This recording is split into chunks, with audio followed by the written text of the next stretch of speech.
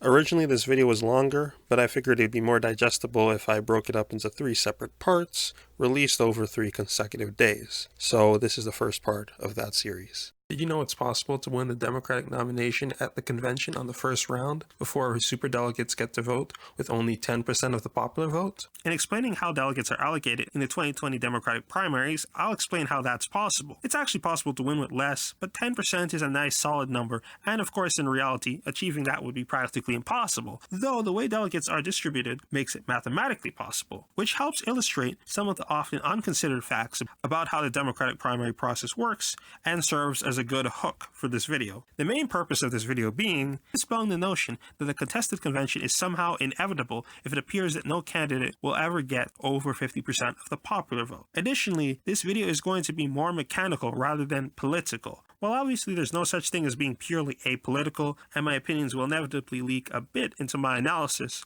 I didn't want that to be an obstacle or a distraction in explaining any of this, so I tried to keep that to a minimum. Fair warning, while I will be glossing over the more complex math of delegate allocation, this won't just be a 5-minute video that only tells you that states have primaries, that they hand out delegates, and that the candidate with the majority of all delegates wins. This video will be focusing a lot more closely on how those delegates get handed out. For the most part, everyone has a general understanding that in the Democratic primary, unlike the Republican primaries, all states hand out delegates roughly proportionally, and that there are no winner-take-all states. This is true, but the often unconsidered thing here is that while there are no winner-take-all states in the Democratic primaries, there are winner-take-all conditions. More on that later. Putting aside the details, in each state primary, there are 2 general types of delegates. These are district-level delegates and statewide delegates. We're ignoring the superdelegates in this video because we're talking about the first round of a convention vote when the election is being decided by the voters. Roughly, the first third of the delegates have their distribution set by the statewide popular vote, which is self-explanatory. The second third are set by the district-level vote. The district level is a bit more complex.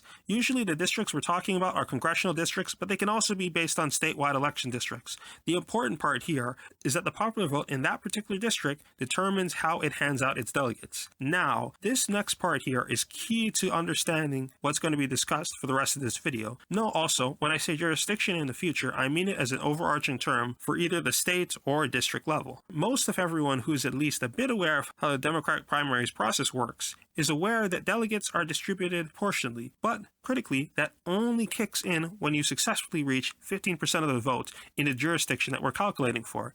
As in, if you have a race in which, in a given jurisdiction, candidate A gets 26% of the vote, candidate B gets 24% of the vote, and everyone else gets less than 15% each, those 2 candidates, candidate A and B, split all of the delegates between themselves, and those with less than 15% get none, whether they get 14% or 1% of the popular vote. So, in the aforementioned case, candidate A would get around 52% of the delegates from that jurisdiction, and candidate B would get around 48%. This is why, as I said, while there are no winner-take-all states, there are winner-take-all conditions. If only one candidate has more than 15% of the vote in a given jurisdiction, they get 100% of that jurisdiction's delegates. Quick aside, if nobody receives 15% of the vote, the new threshold for receiving delegates in that jurisdiction becomes getting at least half of the vote total of the highest vote getter in that jurisdiction.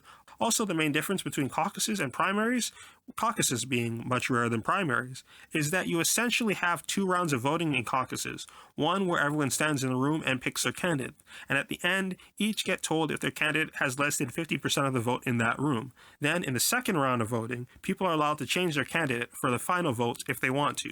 But, back on the main topic, this threshold is what allows, mathematically, for a circumstance in which someone having around 10% of the popular vote is enough to win the primaries. For the sake of simplicity, we assume the same level of voter turnout everywhere. If you consider turnout, there is almost no lower limit to what you could win the election with. Now, if by some freak circumstance, by the time the March 10th primaries finish, in which around 46.8% of the pledged delegates will have been awarded, if candidate A got 19% at all state and district levels in all previous primaries, and candidate B got 14%, and everyone else also got less than 15%, candidate A would have all 46.8% of the total national delegates in the primary, and on March 17th would only need to secure delegates representing around 3.3% of the national delegate count of the 14.7% of the national delegate count that will be available on that primary day.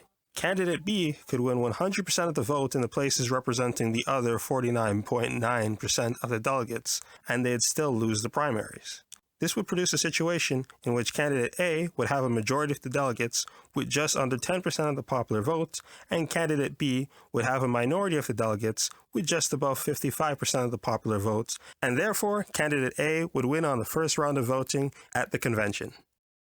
Now that's part 1 of this video trilogy. Part 2 will be released tomorrow, and it will cover how the 15% threshold makes it difficult for the establishment to coalesce around a candidate in order to stop an insurgent candidate. Thanks for watching this video. Please like, share, subscribe, and hit the notification bell.